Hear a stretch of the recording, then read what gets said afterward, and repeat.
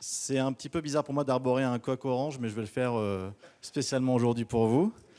Je vais commencer par cette phrase d'Orson Welles qui disait « Quiconque exerce ce métier stupide mérite tout ce qui lui arrive ». Et je m'appelle Ardamon Safaé, je suis président de Pathé Film. Je m'occupe de la branche de Pathé qui produit, distribue et exploite des films pour le cinéma et désormais les séries. Si j'ai commencé par cette phrase pour essayer de décrire mon métier, je sais que c'est pas très French touch, c'est un peu négatif. En fait, j'en préfère une autre qui commence dans le film de Mathieu Kassovitz, La haine, et qui dit « C'est l'histoire d'un homme qui chute d'un immeuble de 50 étages. Le mec, sans cesse, se répète, comme pour se rassurer, jusqu'ici, tout va bien, jusqu'ici, tout va bien, jusqu'ici, tout va bien. Mais l'important, c'est pas la chute, c'est l'atterrissage. » Alors, c'est pas beaucoup plus positif, je vous l'accorde. Je suis en train de vous expliquer que je suis soit stupide, soit suicidaire pour faire ce métier. Mais en fait, c'est beaucoup plus intéressant que ça. Parce que jusqu'ici, tout va bien. C'est un peu ce qu'on se répète tous les jours dans notre métier. Quand on se lance dans un projet de film, on se lance dans un immeuble de 50 étages. C'est pas 50 étages, c'est plutôt 3 ans en moyenne, 1000 jours. 1000 jours, on prenait des tas de décisions quotidiennes qui vous donnent une direction totalement différente au film. Et ça, il n'y a pas d'étude de marché. Il n'y a pas de test consommateur. On peut placer la caméra à tel ou tel endroit. On va choisir tel dialogue plutôt que tel autre. On va choisir tel acteur plutôt que tel autre. Et donc, pas de test de marché, pas de test consommateur. Qu'est-ce qu'on fait? On utilise notre expertise, notre expérience. Et en fait, beaucoup notre instinct. Notre goût personnel, en fait. On se dit, en fait, nous, on sait mieux que les autres. On sait mieux que les autres ce qui va marcher dans 3 ans, ce dont le public va avoir envie. Donc, on est stupide, suicidaire, et en plus, on est arrogant. Mais comme pour l'histoire de Mathieu Kassovitz, l'important, c'est l'atterrissage. Et l'atterrissage, c'est pas 1000 jours, c'est 1 jour, c'est 1 heure. Mercredi, 14h, jour de sortie des films en salle. À 14h, on sait, les premiers chiffres tombent, le coup près tombe, on sait, le public va nous dire enfin s'il a envie de voir notre film ou pas. Et là, c'est une sanction implacable, presque sans sentiment, sans explication, sentiment de joie intense ou déprime totale. Déprime totale, mais en fait, l'important, c'est encore une fois, c'est l'atterrissage.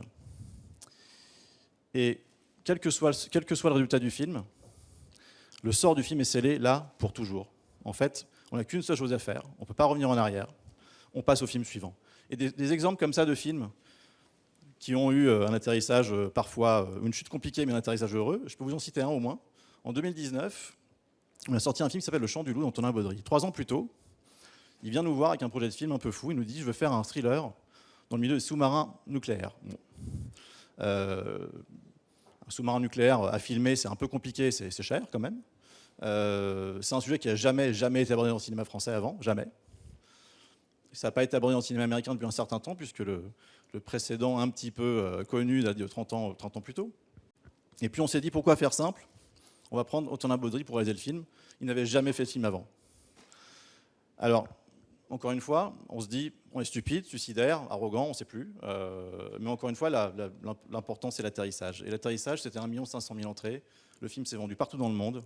Et il a été vu par 4 millions de spectateurs sur M6 quand il est passé. Je pourrais vous en citer d'autres comme ça. Imaginez que vous venez me voir avec un projet de film en noir et blanc, muet, avec des acteurs français qui jouent des acteurs américains du début du XXe siècle. Stupide, suicidaire, on ne sait plus. On saute de combien d'étages, je ne sais plus non plus.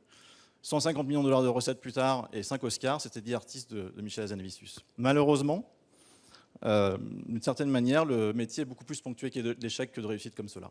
Et si on a eu le droit en France, de tenter, d'échouer, de sauter des immeubles de 50 étages comme ça, de se relever, d'échouer encore, d'échouer mieux, et parfois d'avoir des succès aussi incroyables, c'est grâce à une politique culturelle qui nous a permis d'avoir une protection très forte. C'était un sentiment, c'était une vision de ne pas laisser la culture américaine envahir la nôtre. C'était une nécessité économique, mais c'était aussi une nécessité culturelle et industrielle. Industrielle parce que le cinéma est une industrie qui a prospéré grâce à cette protection, en fait. Grâce à des frontières qui ont créé de la valeur, bizarrement. Créé de la valeur parce que les salles de cinéma aujourd'hui en France, c'est un maillage extraordinaire et unique en Europe.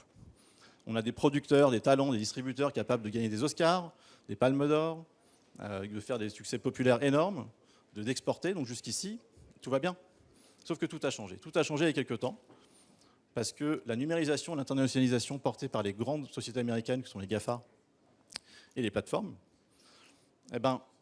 elles sonnent non seulement une révolution technologique, mais une révolution géographique. Ces systèmes de protection, ces frontières ont été éclatées complètement. Et du coup, ce système de création de valeur est en péril. Alors, quelle est la première conséquence? La conséquence, c'est le pétrole de notre métier, c'est les talents. Et les talents, aujourd'hui, on le voit de plus en plus. Je parle des talents, je parle des auteurs, des scénaristes, des réalisateurs, des acteurs. Ils passent de plus en plus d'accords, de contrats avec des sociétés américaines. Sociétés américaines qui ont des moyens énormes, bien plus élevés que les nôtres, et qui, de fait, nous privent de ces talents demain.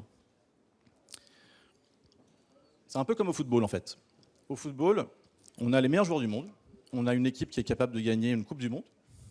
Mais je ne vois pas un seul club français capable de gagner une Ligue des Champions depuis 30 ans. Pourquoi? Parce qu'en formant les meilleurs joueurs, on les laisse partir à l'étranger et ils sont, eux, mieux rémunérés et ont une carrière bien plus importante grâce à des clubs étrangers. Donc c'est comme si on nous disait, en fait, demain, vous n'avez même plus le droit de sauter dans le vide. Vous n'avez même plus le droit de faire cet acte de foi absolu et de sauter d'un immeuble de 50 étages. Il n'y a pas de fatalité. Il y a des exemples et il y a des motifs d'espoir. Dans les exemples récents, la semaine dernière, une société coréenne, CJ Entertainment, a déboursé près d'1 milliard de dollars, 1 milliard de dollars pour acheter une société américaine, Endeavor Content, production de séries. On se dit, c'est assez dingue, pour nous Français, 1 milliard de dollars payés pour une société américaine. Qu'est-ce qui fondamentalement, nous différencie d'une société coréenne? Ce n'est pas une question de PIB, ce n'est pas une question de nombre d'habitants, ce n'est pas une question de marché local, ce n'est même pas une question de langue. C'est sans doute une philosophie résolument tournée vers l'international depuis 30 ans en Corée, et une volonté au plus haut niveau de l'État de rassembler des grands champions nationaux pour rivaliser face aux géants américains. Les motifs d'espoir, les talents, toujours eux. Par exemple, cette année, 2 réalisatrices françaises, Julia Ducournau et Audrey Diwan, ont gagné respectivement une Palme d'Or à Cannes et un Lion d'Or à Venise. Donc c'est possible. Si on se donne les moyens de les garder, ces talents, on peut recréer un modèle. Chez Pathé, on a essayé de penser un petit peu cette évolution et nous-mêmes de recréer notre modèle à nous. Et je pense qu'il y a 3 pistes chez nous. La première, c'est pas seulement de sauter d'un immeuble de 50 étages, c'est plutôt de sauter de la Tour Eiffel maintenant. C'est d'aller plus haut, prendre plus de risques. Donc faire des films encore plus gros. Toujours tourner vers l'international comme les Coréens. Eiffel, qui est sorti il n'y a pas longtemps justement, et qui a fait des belles entrées en France, qui s'est vendu partout dans le monde. Notre-Dame brûle de Jean-Jacques Hano. Astérix, les 3 mousquetaires. Deuxième chose, les talents, toujours eux. On passe nos propres accords avec les talents. Comment? On n'a pas les mêmes moyens que les gens américains, c'est certain. Mais on a notre propre avantage comparatif à nous, notre French Touch à nous. On a un processus de décision extrêmement rapide, caractéristique des sociétés familiales. Et on est capable de recréer une famille, de recréer une maison pour eux. Dans un monde où l'algorithme est roi, recréer du lien avec les talents, c'est important pour nous. Et troisième chose, c'est peut-être aussi la raison pour laquelle on est tous ici réunis, c'est de fédérer les industries créatives dans leur ensemble. Notre-Dame brûle de Jean-Jacques Hano, qui va sortir l'année prochaine, va faire l'objet d'une expérience augmentée, comme on dit, en collaboration avec Ubisoft, nos amis Ubisoft.